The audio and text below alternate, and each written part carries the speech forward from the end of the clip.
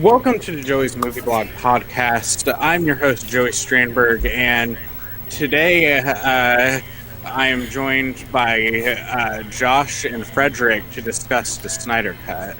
So, Josh, introduce yourself. Hello guys, it's me, Joshua Drake. You may know me from Future Filmmaker 3940 Reviews. On that channel, I talk movies, TV, music. I do reviews, rants, top 10 lists, watch-alongs. Basically, pretty much what you expect out of my channel. Frederick, what do you do? Hello, my name is Frederick Lopez. Besides making short films, I like to share comic book and movie fandom on my channel with reviews, retrospectives, vlogs, rankings, and sometimes music tributes. On Thursday, we got something that we didn't expect to see for many years: Zack Snyder's Justice League. So, after the death of his daughter, Warner Bros. kind of stepped away from the project, and they brought in Joss Whedon to make what the internet now knows as Justice League. And what are your guys' thoughts on Justice League? Where to begin?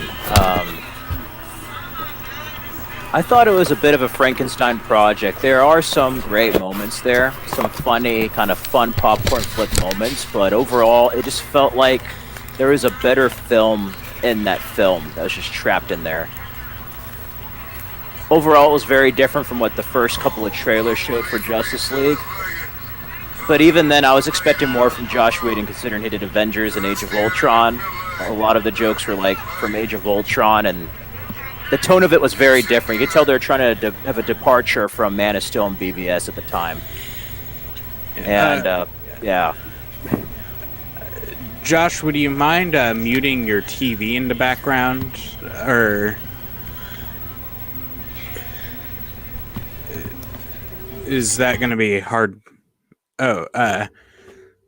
So my overall thoughts when it comes to Justice League is it is such a train wreck of a movie for me. I was baffled by, and like now watching the Snyder Cut, I'm even more baffled by it. It's so, and like, some of the things they added, like and detracted from it, was baffling. I thought they turned Ben Affleck into a joke in that Something's movie. definitely bleeding. Yeah. And I also felt like the actors didn't even want to be in that movie. No. Yeah. It's really hard. I actually revisited Justice League after the Snyder Cut. And I noticed some of the reshoots, like they didn't even try to hide the reshoots or anything, and just some of the edits, but just the jokes, it just felt like so forced. Like they wanted this type of movie, but like at the same time, I see the Snyder Cut, I'm like, there's almost the same events that occur. And I'm like, they could have just edited down what they had, and even then, there's like better humor in this version. I was surprised, but like, I don't know, Justice League is not something you would expect from Joss Whedon entirely. Like some of the writing and the jokes, yeah, that kind of has like a Firefly Buffy vibe. But you look at some of his other films, I'm like, wow, like I don't know. I think he should be better than that. I don't know. Yeah. Josh, what are your thoughts on Justice League?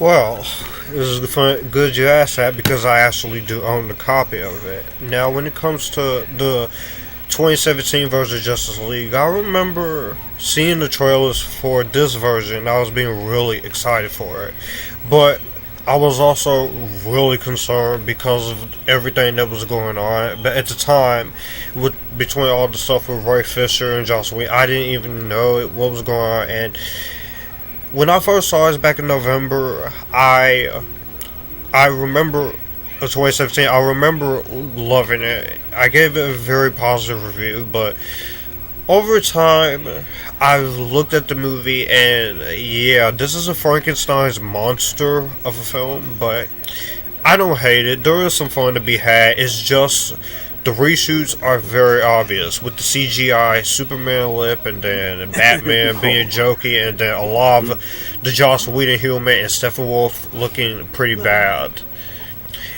And but I don't hate it. But when you watch BVS and Band of Steel and you can definitely see that the vision Snyder set up in both of those movies. And the fact, after watching that cut on the new version on Thursday, which initially I was going to do as two-parter, but I decided after the first couple of minutes of the Snyder cut to just go ahead full steam ahead. It is pretty baffling to me that Warner Bros. Would just cut this down, hire Joss Whedon. I got nothing against Joss Whedon when you put it against the whole stuff with him. I do like Buffy the Vampire Slayer, Angel, and Firefly, and I do love his first two Avengers movies. But I did when you really watch this, it is like I said, it's not one of the worst comic book movies ever, but this is kind of one of the most messiest and kind of weirdest films that has went through production hell. This went through more production hell than the New Mutants or Dark Phoenix or hell, even Hellboy 2019. But I can watch this as a time waster. But when it has some good performances. I do like the action, and Danny Elfman's score is not the problem. It's just this cut could have been better, but you could have done a hell of a lot worse. But it's kind of like one of my guilty pleasures of the last decade. But it is far from a great movie. So I decided to rewatch this version last year for its anniversary, and the grade changed from an A minus, which is what I initially gave it, to at least a C plus, a C minus at best. I mean, I remember when I first watched it, I was kind of like, this is kind of enjoyable, but I was also very let down by it, because, like, I shouldn't be thinking that, because, like, I remember, like, there's no scene in the Justice League that I look up on YouTube just because of how awesome it is, like I do with a lot of comic book movies. Yeah, totally. Like even BVS had that one warehouse scene or like the fight. There was like something memorable, and that one Justice Even League. I watched the Arkham Origins Deathstroke fight. Oh, that CG trailer is just beautiful. I love that. That fight was so good in Arkham Origins, and the way I look at Justice League, it's almost like Justice League is Super Friends, and like Zack Snyder's Justice League is Justice League and Justice League Unlimited. You know, Yeah. that's the way I kind of look at it right now. Like it's a fun movie to watch, but it's just almost like it's a Super Friends compared to like the actual Justice League. You know. So I think we should move on to our the main thing. A lot of people are probably wondering, what did we think of the Snyder Cut? Who wants to go first? I thought it was beyond epic. It's like everything a fan could want and more. I like how it took the grandeur of DC Comics and translated that onto film. Because I mean, yeah, it's darker. It's a bit more of a deconstruction and reconstruction of the heroes, but like not many comic book movies get the exact lore and translate that to screen. They sometimes take a few embellishments here and there. But I really, really loved it. And I also like how a director's vision was like finally realized. It reminded me a lot of the Richard Donner cut of Superman 2. But in this version, besides the humor and the writing being better, the characters are so much stronger. Thinking about the theatrical, they did Cyborg so dirty in that theatrical Justice League. Like even Wonder Woman and Flash and Aquaman are better. And then Ben Affleck's Batman feels like Batman. They dropped that line of like, "Sorry guys, I didn't bring a sword," and replaced it with like "my turn" or something. And like that sounds like something Batman would say before like shooting some guns out of like a Nightcrawler thing, you know? I don't know. I just think it took more time to explore the characters. It just all the backstory that was needed, so that when the team did finally unite, it felt earned, and you just were just excited. It had great moments of story balanced with a lot of epic action, I felt. Yeah, so like to me it felt like Lord of the Rings. Yeah. Like, and like I know some people will get offended when I say something as like that feels like Lord of the Rings just because they're beloved. But like when I mean that, like it felt like that in scope and everything. Like, Oh yeah. And then like the history lesson was totally like it had that feeling of the opening of Lord of the Rings when you saw all the different factions fight like Sauron at the beginning of Fellowship. And even the ending kind of felt like Return of the King, like it just kept going. So besides the epic scale, those things did make it feel more like Lord of the Rings. I know a lot of people will get mad at that, but yeah, it does feel like Lord of the Rings. uh Josh, what did you think? Well, when it comes to the Snyder Cut of Justice League, I was one of those people who said there was not a Snyder Cut, but until last year when they finally announced it, I'm like, okay, this could be good. But I went in very excited, but also very, very nervous, especially when it comes to the 4 hour runtime. Because I want to make this perfectly clear. I do not have a problem with sitting through a long movie, as long as is necessary. But with this, I felt like they were doing a little too much. But when I saw trailers, I was excited. But then actually seeing the movie on Thursday, and then I watched it again yesterday. So I love this version more than the Whedon cut. Don't get me wrong, I don't hate the 2017 version, but this is a vast superior. It's more in line with what Snyder wanted to do from the get-go with Man of Steel and Batman vs. Superman. And I know a lot of people don't like those movies. I am a huge defender of both of those movies, especially Batman vs. Superman, the ultimate cut. But this Snyder cut, it gave me a lot more screen time to flesh out the villain. You got to flesh out especially Cyborg and Superman, because I didn't mind stuff with Superman and Cyborg, but in the theatrical version, but they did Cyborg, Ray Fisher, and Henry Cavill wrong. But here, in case Cyborg, I loved his backstory and his development. I loved the development of Aquaman. I loved the development of Batman and the Flash.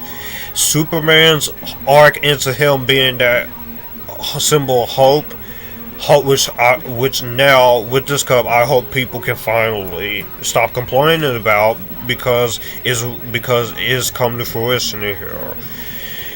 I thought that was much better handled. Steppenwolf is so much better than he was in the theatrical cut. Not only just by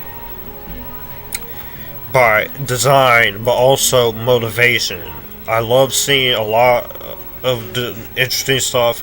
I did have a few issues here and there, but it didn't really take away my enjoyment of it. But I mean, the Snyder Cut is awesome. I mean, I had a few issues because sometimes Zack Snyder's soundtrack choices are a bit weird at times, like the Watchmen scene. Yeah, it did have like the Watchmen vibe, especially like, I mean, I can understand like some of the background of the lyrics, but it was a little weird with Aquaman, and then that one song that came on when Flash rescued Iris. I mean, I liked it, but it was just like, it was a little weird too. I'm like, this is, yeah, I don't know, I wouldn't have gone with that song, but that's interesting. Yeah, but I mean, I didn't really have much complaints because it is a Zack Snyder movie. Yeah, So it's definitely. It like, had that, and then you could tell the slow motion came back. I mean, it wouldn't be a Zack Snyder film without slow mo. That's like a Michael Bay film without explosions, you know? yeah. But but so but yeah, this movie really blew me away. I actually cried after I finished watching it, and like it was so weird because like I don't really have very memorable experiences just watching a movie at home. Yeah, this was like quite the event film for home. Like, and I think that actually helped the 4 hour length that you could break it up. It wasn't like sitting in the movie theater, even though it would have been epic on the big screen. There's just something different about this film that made it very memorable. And you know, in a year without the films in theaters, I mean, you have some select theaters that are open, but like it's not like the usual couple of years where you had big films in theaters. This was quite the event to be at home. You know, that wasn't like a Netflix film or whatever. It was actually like a big epic film that was at home that you got to see Yeah. first at home. You know. All right, so we are going to move on to our next topic, and that is the differences. So I'm going to address the elephant in the room, Steppenwolf. So I thought the new design for Steppenwolf was amazing. I could really see every single detail, and he looked intimidating. Oh wait, I'm talking about the wrong Steppenwolf. That's the other guy. Mother speaking. Mother. But yeah, I really like the new design for Steppenwolf. He was taller. He felt more he felt more threatening as well, from what I've noticed. And then what were some of your favorite changes? Oh, but like, well, one thing I liked about Steppenwolf continuing that is that, like, in the original one, I was like, why did the League need to fight him? But also, like, he looked very human, where I'm like, why didn't they get a human actor in makeup, even though it was closer to the comics? But this guy actually looks like an alien creature that wouldn't need to be computerized. Uh, Besides that, I like all the Superman stuff. Flash, and then I think my favorite changes were like Cyborg's backstory with like him being a football player, the loss of his mother, and the relationship with his father, Cyrus Stone. You also have Ryan Choi there, who's like the second Adam. Some of those changes I really liked. And then in addition to like the CG lip, I like that they went back to kind of the darker look of that final battle. And I'm glad there was no Russian family. Like, I'm glad they just ditched that storyline completely. What was the point of that? I don't know. I thought I thought like the little girl was gonna be some type of hero or something, and I was like, okay, is this like an Easter egg for something in the future? And I don't know. Dostoevsky. I don't know. So I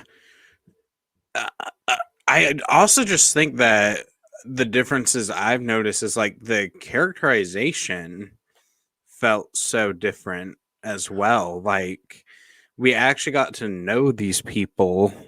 And everybody was stronger too. Like Wonder Woman, we got to see more of her mother, and Flash and Batman, and even like Lois. It was nice seeing them. They got rid of that thirst joke or whatever. They got rid of a lot of the jokes with Wonder Woman and Flash. And I don't know. I just feel like each character, going with that, with the characterization, everybody was just much stronger in this version, from like main characters to supporting characters. And I just gotta say, Junkie XL's score, like it was so metal, and I loved it. Oh, it was epic. It's probably my favorite score of his since like Fury Road.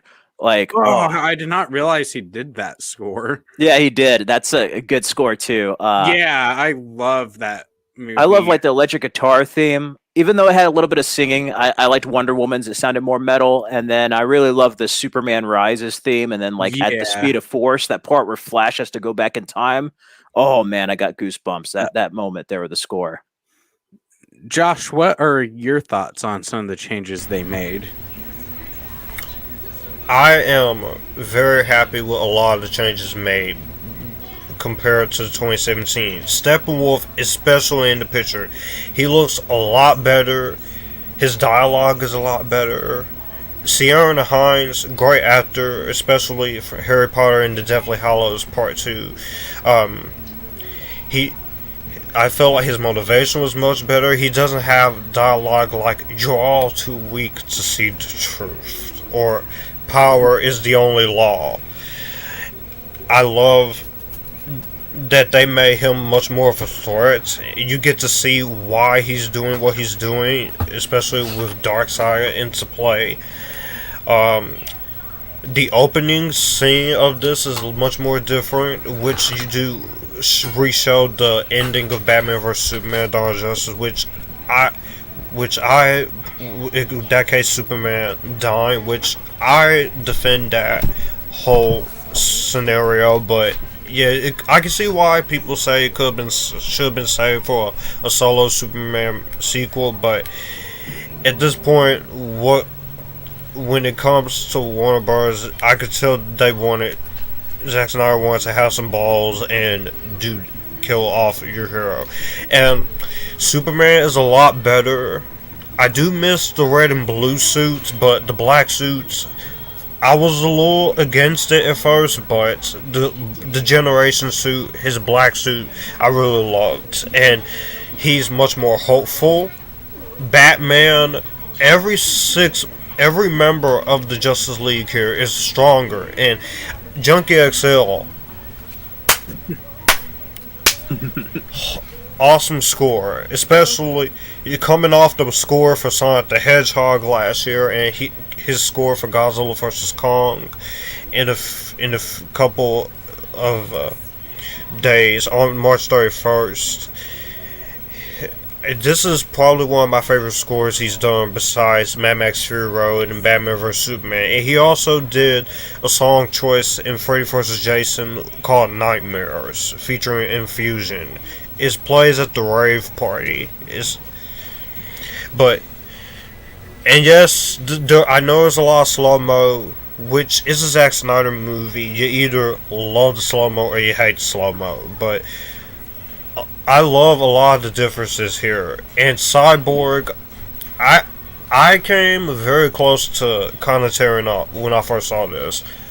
One was Cyborg and his dad, which is after Superman is resurrected, and when Superman is at the Kent's house with Lois and Martha. But all of the differences are amazing. Yeah, I also feel like in the theatrical cut, Silas Stone felt like he was kind of just there. Yeah. But like this one, I actually felt like he served a purpose. And the other thing that I've noticed, so like I noticed some things that were in the theatrical cut, but they also felt different in their because it was like it felt Zack Snyder like. The context felt different. Like there are some scenes that I was surprised to see again, but like they felt so much different the way the story was presented compared to the theatrical. I felt, yeah. Oh yeah, I forgot about the differences. Darkseid, that's another cool thing they added in this movie. I love seeing him. And then as far as Cyrus Stone, it's kind of cool that they got Joe Morton, Miles Dyson, the creator of the Terminators, to be Cyborg's daddy. I think that's kind of a cool little thing. Yeah, that was I thought it was cool to see Iris in this one. I mean, and then the cut dialogue as well was like, why would you cut that dialogue out?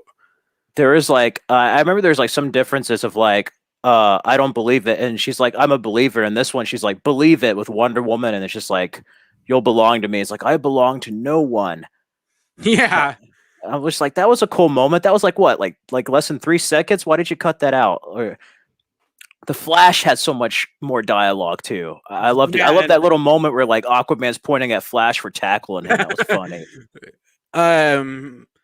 I also felt like I also just felt like Flash wasn't as annoying in this one.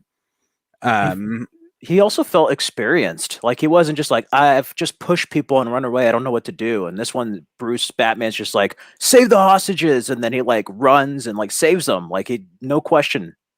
But another thing I noticed is like none of the there was a lot of sexualization in the theatrical cut, Yeah. and like all of that was gone. Like, and like I'll admit, I was one of those people that used to think Zack Snyder was a bit, but was a bit, but now I realize that like no, he really isn't. No, it's crazy. Like I guess now you can see like which shots were which, but I'm like, I think it's safe to assume if Zack Snyder was going to be that way, it'd be like a sex scene with like Hallelujah playing or some weird music, you know, like Watchmen or something, or like 300. And then Joss Whedon watched the Snyder cut and got to the scene when Wonder Woman and Cyborg are talking and went, you know what's missing from this scene? Back shots. Here's your obligatory ass shot right here. There we go. Here, and then like I noticed it was cut out too, like on the Bruce Wayne when he meets Flash and they're at the airport. There's like a shot in the theatrical where he's like coming down a little car thing, and you just see it right there. Yeah, and then even some of the like Joss Whedon also shot Wonder Woman at like certain angles as well. Yeah. And then there was also the scene when Flash tripped. And in the Snyder cut, Flash tripped and just landed on the ground, but then he tripped and fell on Wonder Woman's boobs in the Justice League. Yeah, it reminded me of like the Bruce Banner Natasha scene in Age of Ultron, like when they're getting attacked by Ultron and he goes to the bar and lands on her boobs. It's the same type of joke again, but with like Flash and Wonder Woman this time around. Josh, what are your thoughts on the sexualization in the Justice League? Honestly, that was a bit too much, if you ask me. And especially with the whole Flash and falling on Wonder Woman, I'm like, seriously? Yeah. Yeah.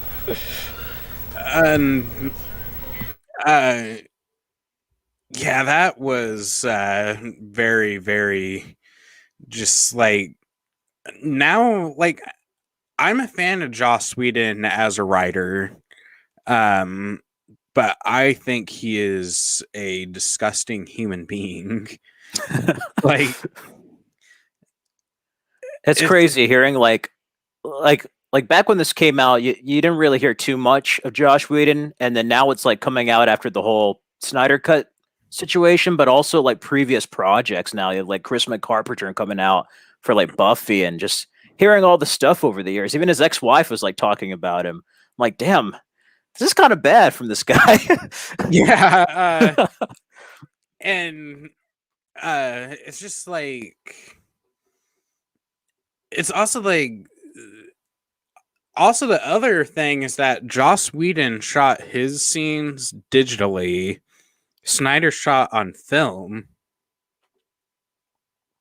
Definitely, you could definitely tell. And then like, I don't think they had Fabian Wagner there as cinematographer. So like, besides the hairstyles, like especially the Flash scene where he's talking to Bruce in the theatrical, like it looks completely different with the lighting. Aquaman, that odd like dive with the green screen wasn't there. Like you could tell they're like actually like in Iceland or wherever they were. You can actually tell it was like a real location. Yeah, and even like of course, like Ben Affleck was going through his own personal troubles. Yeah, his like, weight, no widow's peak, and he's just like his face was like going from like fat to skinny. Like you tell he's going through like his own problems and drinking and everything. And I'm like, his suit looks different. Like his eyebrows are showing in the paint. Like his face gained some weight, and then it goes back to being skinny in some shots, and then back and forth like that throughout the whole movie. And then what Lois Lane had a bit like if you were to tell me what Lois Lane did in both cuts, like on paper, I think there's no difference. But like here, like she I actually felt for her in this movie. Yeah, you could feel her mourning and like the grief there. Same thing with like a little bit of Martha. And just going to Lois, there's a cool little Easter egg. Mark McClure, he was in the theatrical as well. He was in the jail where, or the prison where Flash's dad was, but it's the original Jimmy Olsen from the Donner films. I didn't notice that. Yeah, he's a police officer that Lois is like giving coffee to, and he's like, Miss Lane. And it's cool because his name's like Jerry, so it's like a reference to Jerry Siegel, one of the creators of Superman there. So I thought that was kind of a cool little Easter egg. That is awesome. Josh, what was your favorite? What was your thoughts on the Lois stuff? When it comes to the Lois Lane stuff in the Snyder Cut, it's like they just glossed over that completely. Whereas in this cut, you see the pain and the hurts and the grief and the trauma that she's still feeling. Considering the fact that she's lost someone who's not only saved humanity by the end of Batman vs Superman, but also someone that she loves. And also with Martha Kent, but Diane Lane, you definitely get to feel the grief and the pain and the hurts and the mourning in this version. And I swear, if this was the version we got in 2017, I seriously think this would have been much more respected. Or if you didn't want to release it in 2017 due to Zack Snyder's personal stuff, you could have held it off at least till 2018 or 2019 or something. Or 2020. You know, it's funny. I think it's like a series of serendipitous events. Like, I think it probably would have been like 3 hours or 3.5. It still would have been compromised, but it's almost like I'm kind of glad everything happened the way it did with the theatrical, because now we get to experience like this uncompromised, unfiltered 4-hour version of Justice League that we might not have gotten theatrically, you know? I don't know. Yeah, like I think that we would have gotten at least a 3-hour long movie in theaters, and I think then we would have gotten on the extended cut on the Blu-ray and 4K. Yeah. Also, the in the theatrical cut, there was the post-credit scene with Lex Luthor and Joe Manganiello as Deathstroke. And it was very... I was like, okay, this is somewhat the same, but then like the teases for the Batfleck movie. Yeah, there was no like Legion of Doom reference. He like flat out says like the Batman is Bruce Wayne, and I'm like, that wasn't in the original. Yeah. Which I really liked that scene, but it also made me sad, and it made me hold out hopes that maybe we could get a Ben Affleck Batman miniseries, but I have my fingers crossed, but we'll see what happens. I think they could do it. Just have it on like HBO Max and do it on a lower budget, which Affleck's used to. Let him direct and act in it. I think it'd be good if they're able to just do it like as an HBO Max movie or miniseries. I think it could possibly be done. I would love to see it. I don't know if Affleck's up to it or what's going on with DC, but I think that would be cool. I mean, I think the only thing that would get in the way would be the Matt Reeves the Batman. Yeah. Which, I mean, I'm excited for, yeah, and then the Martian Manhunter scene. I love that I love that. It makes Man of Steel and BVS feel a different way, knowing that General Swanwick is now John Jones and Martian Manhunter. I love that character. I think it would have been a bigger surprise if like they didn't announce that he was going to be Martian Manhunter, like if he just came out of nowhere. But I like the little teasers of Martha, and I like the ending. Rumor Yeah. has it that it was supposed to be Green Lantern at the end, and they changed it to Martian Manhunter. I find that interesting, but I liked his character. I wish we could see more of him. And then the nightmare flashback, I really like that. Like, I love the interaction between Batman and Joker. It's the first time Affleck and Jared Leto met like face to face. Like they were in Suicide Squad, but they never met face to face. So that was like their first interaction finally after all these years. And like that was an additional reshoot, which I found like, and like I think Zack Snyder make that reshoot in his backyard or something? Yeah, they show some behind the scenes, and he was like up close. Everybody had like their COVID masks, and like Jared Leto was like on this little like apple crate box, like that made it seem like it was sitting there like he was in a car. And they just filmed up close there, and I was just like, wow, that's pretty impressive. Just for like a quick little scene, and then like 4 years later shooting that, like that just feels like something that like one of us would do. I know they had like some indie vibes, and he was even shooting it like in a Terrence Malick kind of way, just like up close and just like going out of focus and into focus in certain parts. And I think it was kind of cool because it's in the future, so of course, since they shot it later, everybody would be just a little bit older, so it like really helped this one possible future, you know. I just love it where he mentions Robin. He's like, be very careful what you say. And then that F-bomb there with Batman. Like he mentions Harley Quinn. It's like, make no mistake, I will fucking kill you. And it was like, whoa, Batman said that? And then Superman, of course, going very Injustice Gods Among Us under the anti-life equation. Josh, what were your thoughts on the whole epilogue stuff? The whole epilogue stuff in this version, I still really like the way they changed it up. Instead of Legion of Doom, he's basically saying to Deathstroke that if you want the Batman, his name is Bruce Wayne. And I would definitely mind seeing Ben Affleck get his own Batman miniseries on HBO Max with Deathstroke, especially if with this whole Restore the Snyderverse thing. But as long as you keep doing solo movies like you've been doing, I think restoring the Snyderverse and the solo movies that they're planning should be fine.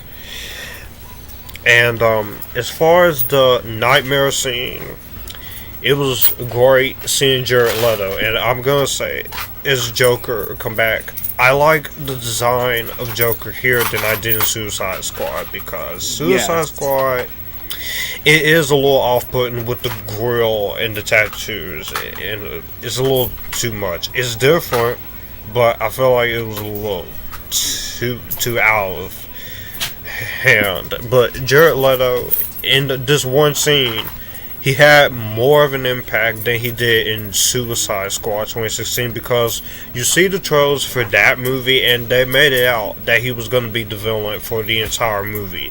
Except he's not the villain when you watch the movie, and he's only in the movie for like 3 to 5 minutes. But I did love seeing him interact with Batman and Cyborg, seeing Cyborg there and Flash there. Mira.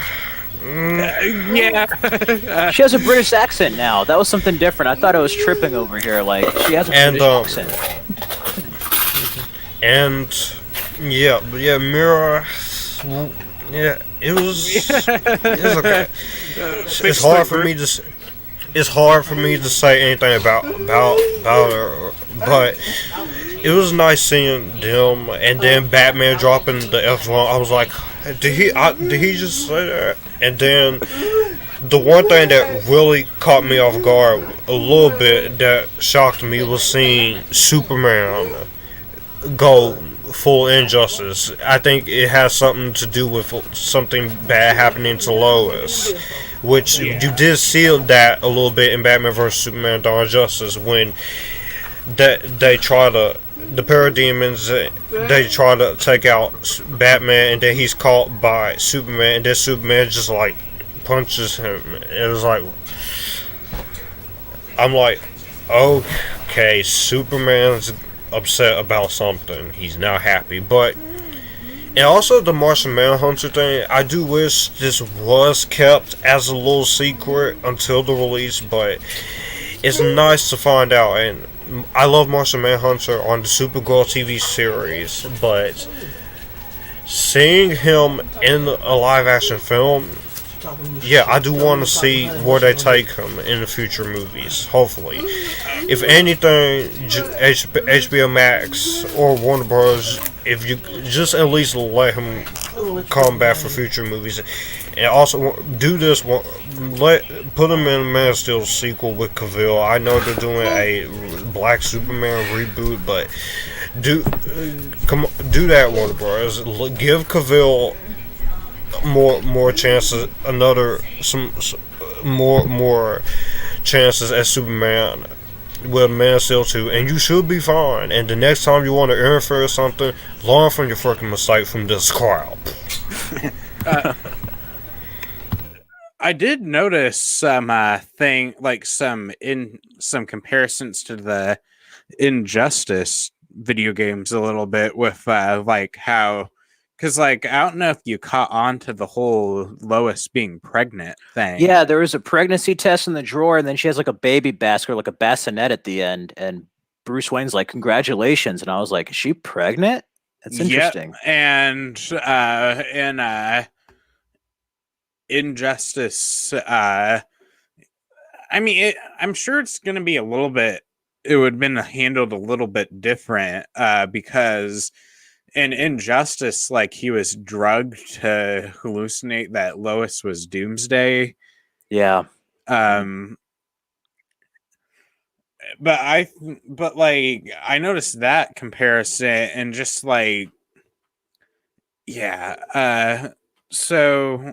I guess we're moving on to our questions segment, so, what were your guys' favorite moments from this movie? I like a lot of Wonder Woman and Batman moments, but my two favorite moments are when Superman goes back to the alien ship. He's getting his black suit, but we hear the voiceovers of Jor-El and Jonathan Kent. I love that moment where you hear Kevin Costner's Jonathan say, "It's time, son. Fly." And you have that cool sequence where he's just out, kind of Christ-like, resurrection and the sun above the earth. I like that moment, and I love the moment where they kind of pull a Galaxy Quest and they fail. I love it with the music, but then Barry thinking about what his father said, and he has to run faster than the speed of force. Just keep going. And I love it where it's just make your own past, make your own future. It's all right now. That moment was just epic. Those are probably my two favorite moments of the film. Josh. Well, there are so many great moments here. Well, I will have to say, my top 4 favorite moments, of course, when Superman is resurrected and he fights the Justice League. Even the original cut, that was one of my favorite parts, but here is much different. He's not saying you won't let me live and you won't let me die in peace. Do you believe? None of that is in here. But because you get the sense that Superman's not himself, he's going against his own members, and each member is trying to take him down. I really love that part and the way it was done here. Superman going back to his spaceship after he does talk to Lois and Martha, the whole going back to his alien spaceship, it was amazing to hear Russell Crowe and Kevin Costner's voiceover, and then it's a nice callback to Man of Steel, and they have the Man of Steel music. I was like, and him going, flying up in the sky with his black suit, and then that was one of my favorite shots in the entire film. Of course, the whole final battle is definitely another one of my favorite moments, and that I really do love, especially when how Superman comes in. It says not impressed.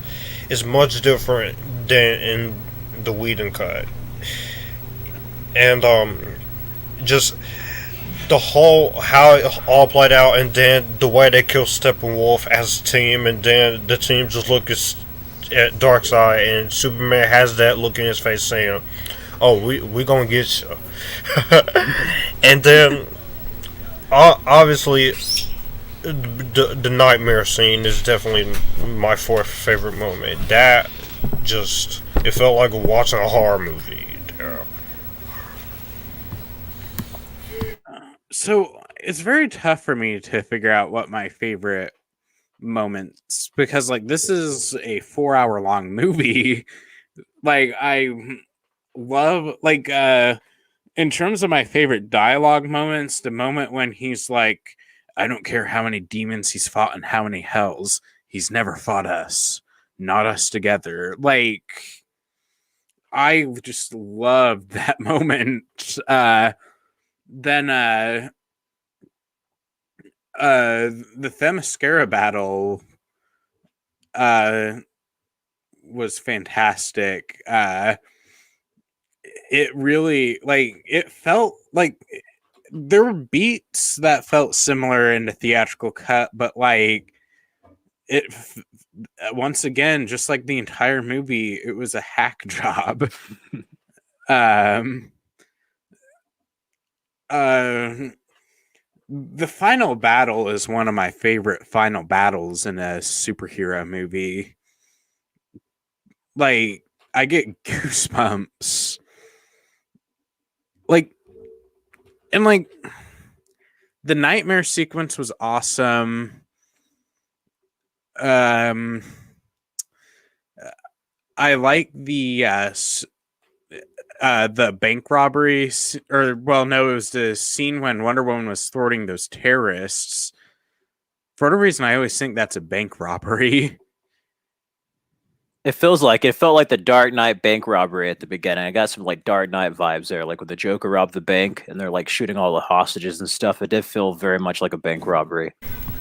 It's Yeah. kind of obvious since Christopher Nolan is one of the executive producers, and I almost forgot about the Themyscira scene. That I was like, why does this feel like Lord of the Rings, Fellowship of the Ring, and Return of the King in one? And the history lesson too. It felt like Sauron was Darkseid just coming in, just he felt like Sauron just killing people with his big hammer. I was like,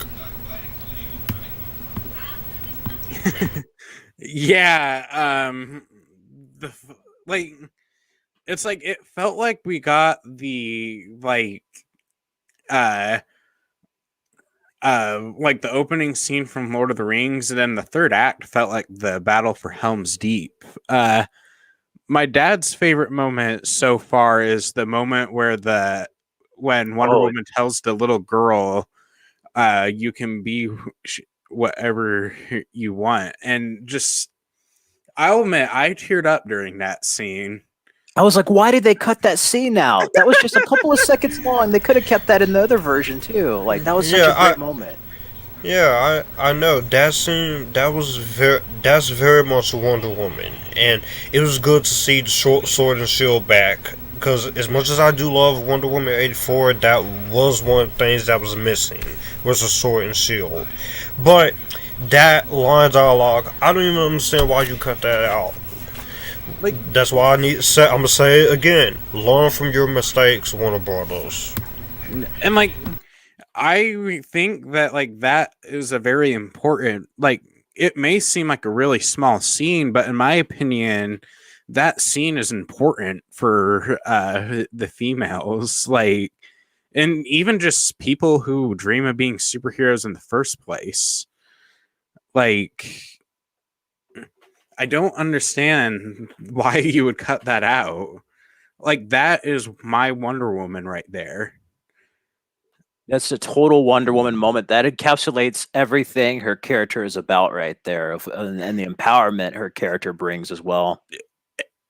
And it also felt like, how much it affected how um the impact the 2017 movie had, or Wonder Woman had, Mm-hmm. uh on the pop culture in the year 2017.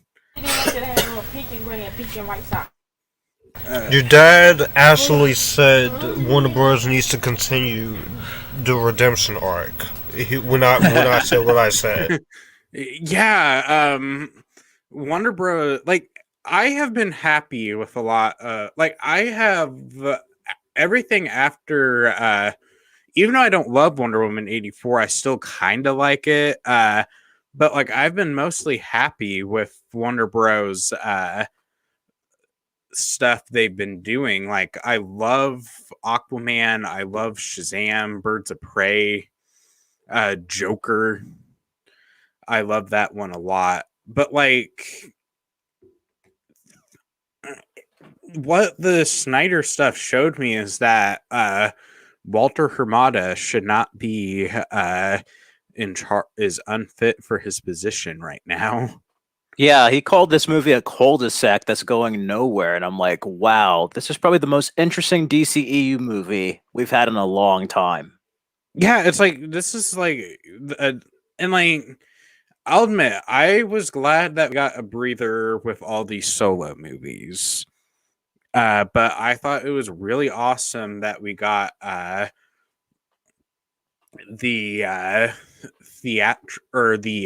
this like event.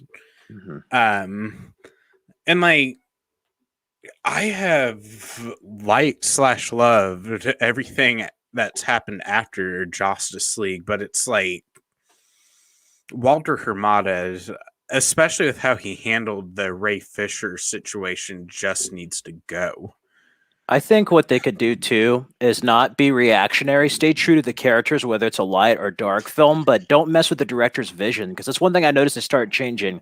Like, you remember, like, BVS and Suicide Squad had heavy, like, changes. Justice League. But like Aquaman and Shazam and like Wonder Woman, I'm pretty sure we're going to be the way they're going to be, you know. And I think they should keep moving forward and like hire a director, let him do whatever, take a risk. It may work, it may not, but just let him do whatever. It's like, have these Shazam, like, have movies like Shazam, have movies like Joker, have movies like Zack Snyder's Justice League. Like, I think we should have multiple different like visions for this universe. Definitely. Like, I love both Marvel and DC, but the characters are different, and the theatrical is almost like Warner Brothers trying to tell a DC story through Marvel lens, and this is like telling a DC story through the DC Comics lens. And I think that's why it's much better. It's not trying to be something else, just embracing the comic book lore and just telling this epic tale, you know? Yeah, and like, I don't know if you guys felt it, but like, the theatrical cut felt like it was on a much smaller scale. Yeah, I mean, they were just in Chernobyl, right? I could definitely feel that, and definitely agreeing with what Joey said with Warner Brothers. We need to have more movies like Man of Steel and Shazam and this and Joker. I am a Warner Brothers fanatic. They've given us some of the best movies ever, like Harry Potter and Blade Runner and Blade Runner 2049. I can't wait to see what they cook up with Denis Villeneuve's Dune, by the way, because the trailer was awesome. But instead, the job of a studio is to let the filmmakers fully realize their vision. Sure, you can step in and to give them some help or give them some advice, but don't take the movie from them, because I think after Batman vs Superman, with the box office disappointment, I think they were so concerned with people criticizing that movie for how dark it was. But every director should be able to make the movie they want to make, no matter which studio it is, whether it's Disney or Warner Bros. Or Marvel. And I am a Marvel lover and a DC lover,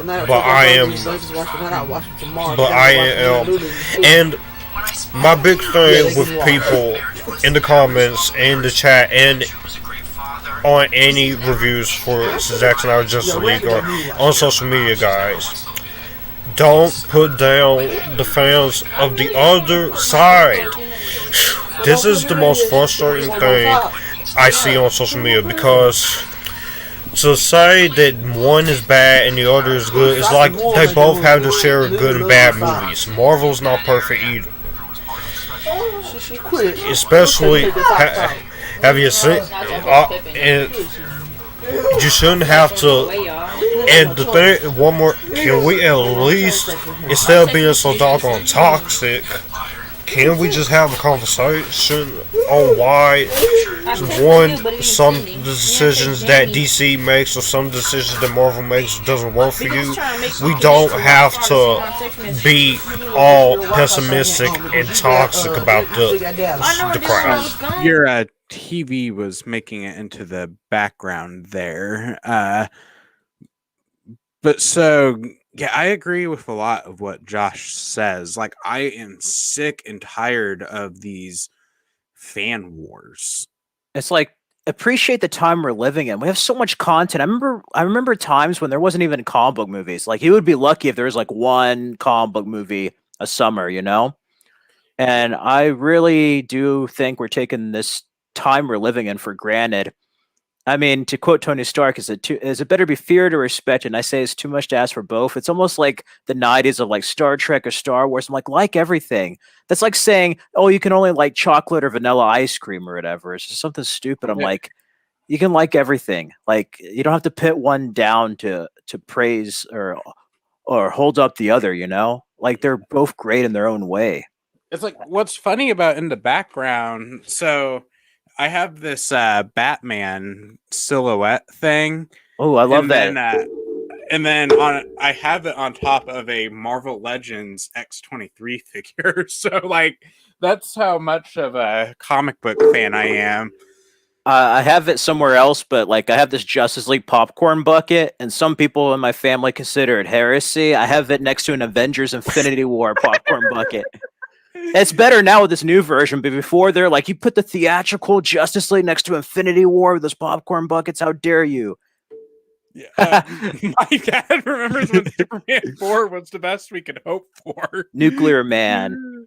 Although it does have a great Christopher Reeve speech at the end about peace. That has one of the best Superman moments on film. Yeah. It would be, like, I don't know, like, we should also be appreciative that we live in a time when we get movies that aren't Superman 4 The Quest for Peace. Yeah, it could be worse. It could be like Steel or one of the Ghost Riders. My dad is considering revisiting it. I think it's on HBO Max. All the Superman films are. Yeah, they just released Superman the Animated Series on. I actually revisited the Dark Side arc of that. It looks pretty good. They remastered it in HD. So I'm hoping we get a Blu-ray for that. Oh, same here. I can put it next to the other ones. I got them when they're on sale and sold the DVDs. It saved a lot of space. Yeah. Was there anything you liked better in the Justice League? There's one scene I do kind of miss, and that's the scene. I actually surprised it was a Josh Whedon scene, but I love it. It's when Aquaman's talking and he's like, we might die. And he's like sitting on Wonder Woman's lasso. I do kind of miss that scene. I have to admit, I do kind of miss that scene. That scene kind of shows that, like, you know, if this was a, is the Donner cut on HBO Max or is it the theatrical cut? It might be the theatrical because I had to put on the Blu-ray I got like many years ago. I'll look real quick. Okay, but yeah, I think that scene kind of goes to show that, like, I think if there was one director just working on the film, because, like, I don't hate Joss Whedon like some people do as a writer, but yeah, Josh, why do I keep calling him Joss? To answer your dad's question real quick, it's not on there, unfortunately. Oh, it's a bummer. Josh, is there something that you think they did better in the Justice League? Well, I do miss a few Superman lines like "I believe in truth," but I'm also a fan of justice. I do miss that because that was actually something Superman would say. And also, I guess if there's one other thing I do kind of miss is when Wonder Woman says I work with children, but that's pretty much it. Yeah, there's a lot of small things that I kind of miss, but other than that, I like even those moments. I like everything in the Snyder cut more than I do in those moments. It's That's kind of how I feel. Like there's small moments I like, but I'm not gonna lose sleep over them. Now, to kind of wrap up our discussion, uh, what does the Snyder Cut mean for the future of DC? It depends how well it does. I could see it either going its own way, like including Snyder's arc and the so-called Snyderverse in HBO Max, maybe continue some of the characters there. But that can also, if they really wanted to, if they were smart, they would tie this into Flashpoint Paradox in the next Flash film. And like this would be just like one of many timelines or a result of him changing the timeline in the Flash movie. But I don't know which direction they could go. You know, it depends what they want to do with it and whether or not Snyder wants to return. That's another thing as well. Yeah, I, I don't like. I don't see why they would put some of the setup in there if they weren't going to find a way to continue it. yeah, I I think I think too, like outside of DC on the production side, maybe with AT&T taking it over, they'll let the filmmakers have more of a voice of where the films could go in what direction as well after this, after what they learned from this Snyder experience. That's what I think, but it's hard to tell. It just depends on what happens in the next couple of weeks. Josh, what do you think? Honestly, for the future DC cinematic universe going forward, I would love to see more solo films like they've been doing. I really want to see a Man of Steel sequels. Please, with Cavill, I really want to see Ray Fisher get his own movie. I would love to see Superman interact with Shazam and Supergirl in a movie. I would love for Snyder to finish his trilogy, whether it's theaters or HBO Max. I want to see how things conclude. And just like what Frederick said, with AT&T helping DC, the filmmakers, every filmmaker, for these characters or future characters, let the filmmakers have a voice. I would love to see a great Green Lantern movie to make up for the crappy 2011 one. I really want to see a good Supergirl movie. I mean, the possibilities are endless. It's you just gotta learn from your mistakes, Warner Brothers. Do that, and you will be fine. I need a new piece of candy. So I think that with DC, with these whole uh they have these movies set in different universes. You got Joker and then of course the Batman. So I think that I do not think a possible continuation is uh not a possibility, because I think that we might I think that if this is successful, we might get a continuation of this story. Definitely, because like I remember like Jim Lee talking to DC fandom, they're gonna try to like rebrand it as a DC multiverse, which is kind of like the comics where like these are just custodians of these characters, And let him have at it, you know. I also think the Flash movie kind of seems to be introducing that possibility. Yeah, and then if it's, I think it's confirmed they're going to bring Michael Keaton's Batman back. Like it's going to be Ben Affleck and Michael Keaton in the movie. Yeah, I'm still a little unsure, like, of if they're going to do like a something with Batman and Deathstroke. Because I mean, like, if I was to like, I just I think that we might get something with that. Uh, I just think like I want Zack Snyder's Injustice. Totally, and I was like wondering, would it be like the dark future Flash going back in the third movie redoing it, or would they pull like a Days of Future Past where it all hinges on Lois's death with like Yeah. like a present day and future story at the same time? And then there with Nightmare, you can almost go like Mad Max with DC superheroes in that like apocalyptic wasteland. Really, I don't know. It'd be kind of a cool film.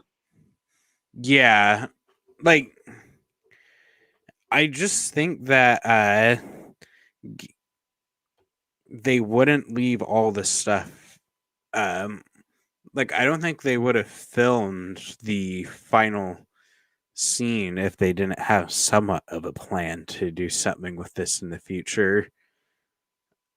I Like, also wonder too, because like they remember there are certain scenes and images, like with Joker's "We Live in a Society" line, but also like him wearing the crown of thorns talking to Batman in a hallway. We didn't see that, so either that was cut out, or it's going to be in an alternate version with the black and white. Or here's my theory: what if they're secretly shooting Justice League 2 without us knowing already? ooh, I don't know. That's just a that theory. that's interesting. Yeah. So, what are your guys' closing thoughts on the Snyder Cut stuff? This was a almost, it wasn't a fan film, but it was basically a fan film. It was a film that was brought by the fans through their movement, and I think it's a far superior version.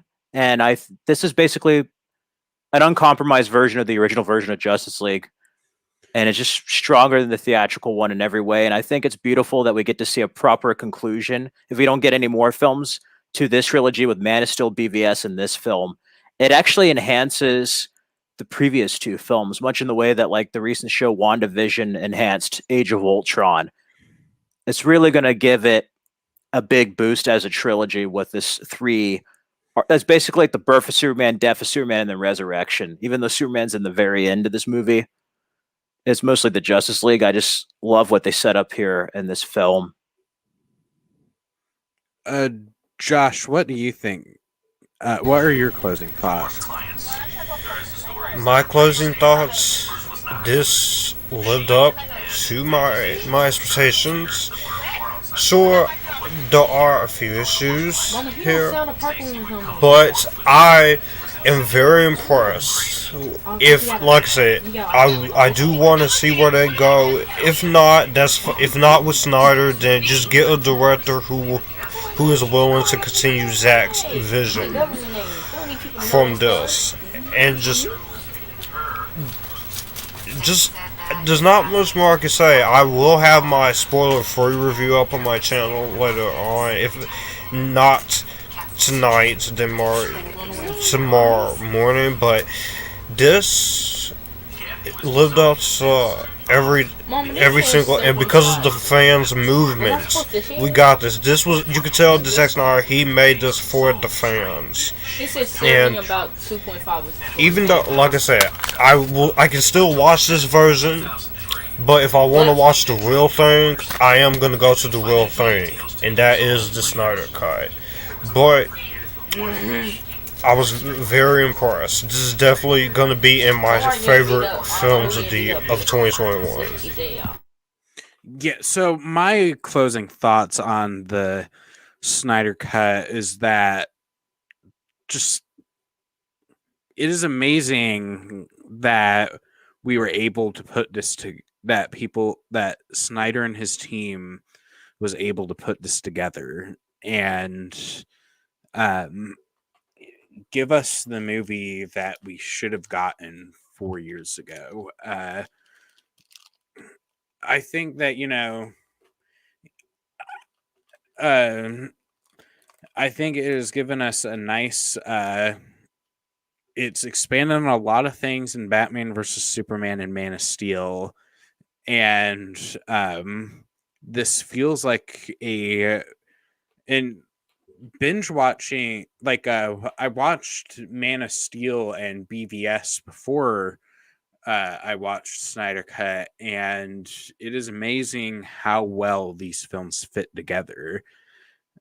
Um,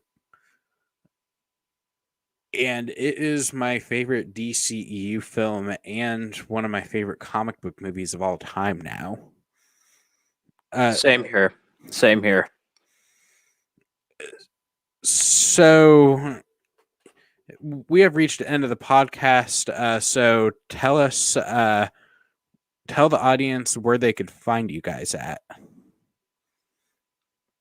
You can find me on YouTube at Frederick Lopez and on Instagram at Fred Film Fanatic. You can find me on my YouTube channel, FutureFilmmaker3940 Reviews. You can also find me on Facebook, Instagram, Twitter, Snapchat, Stardust, Letterboxd. Pretty much all my social media links is in the description box. I also do have a link tree for all of those. So thank you guys so much for watching this episode of the Joey's Movie Blog podcast. And I will see you guys next time.